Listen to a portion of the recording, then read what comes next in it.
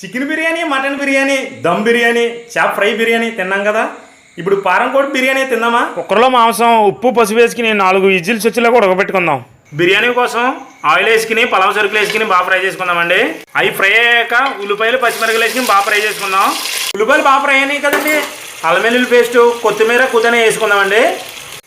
ఉడకబెట్టుకున్న మాంసాన్ని వేసుకుని బాగా ఫ్రై చేసుకుందామండి. మాంసం బాగా ఫ్రై అయింది కదండి. ఉప్పు, కారం, పసుపు, బిర్యానీ మసాలా, పెరుగు వేసుకుని బాగా కలుపుకుందాం. రైస్ కోసం మరగబెట్టుకున్న నీటిలో ఉప్పు, నూనె, పుదీనా, కొత్తిమీర వేసుకుని రైస్ వేసుకుని హాఫ్ బాయిల్ చేసుకుందాం. ఉడికించుకున్న చికెన్లో హాఫ్ బాయిల్ చేసుకున్న రైస్ వేసుకుని పుదీనా, కొత్తిమీర, ఫ్రై చేసుకున్న ఆనియన్స్, నెయ్యి అన్నీ వేసుకుని 15 నిమిషాలు దమ్ పెట్టుకుందామండి. పారం కోడి దమ్ బిర్యానీ టేస్ట్ చూసేద్దామా?